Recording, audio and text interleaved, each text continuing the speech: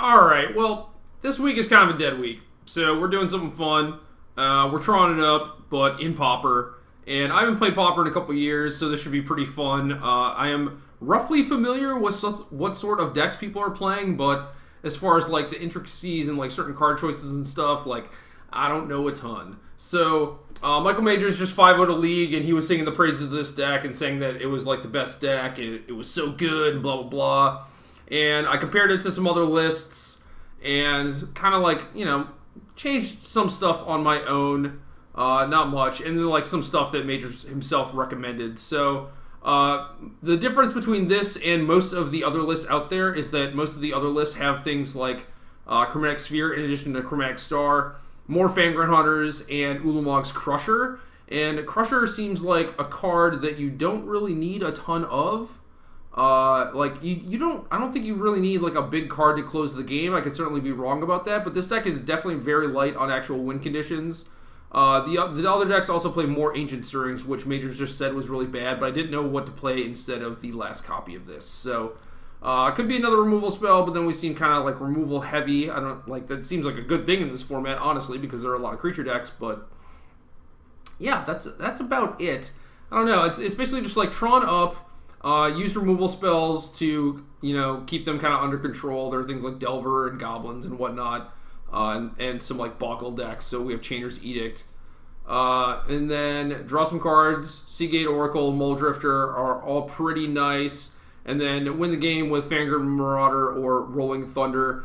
So what Majors did was incorporate Pulse of Marasa instead of some of these bigger creatures. And I like Pulse if people are trying to kill your lands, break up your Tron. Also 6 is a lot of life, which is pretty great. It's also really good with an Evoked Muldrifter.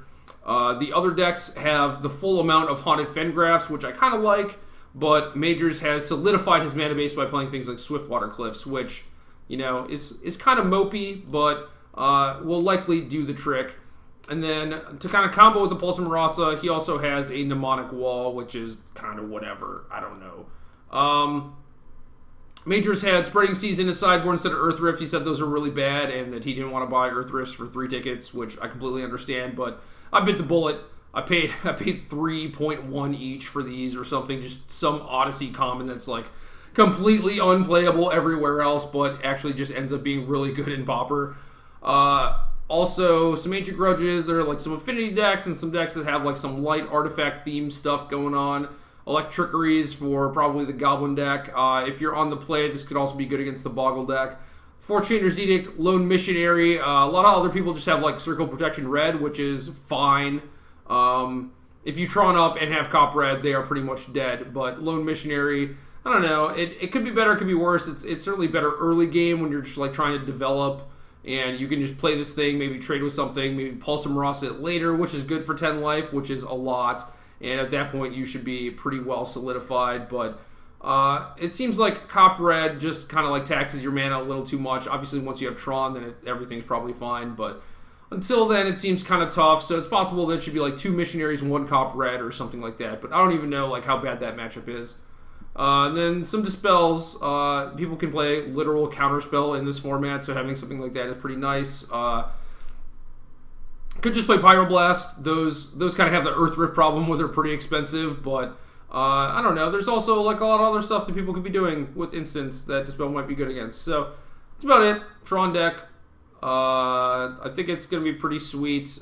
This is basically everything I want to do in Magic is just, have a bunch of mana, draw a bunch of cards, etc., and go over the top of them. So this should be great.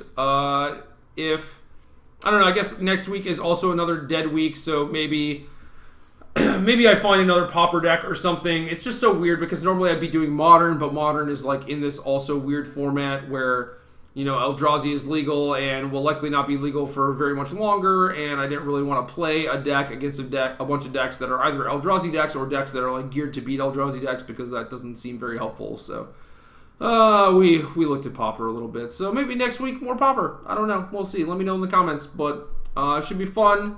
And yeah, just let me know what you guys want to see. Thank you.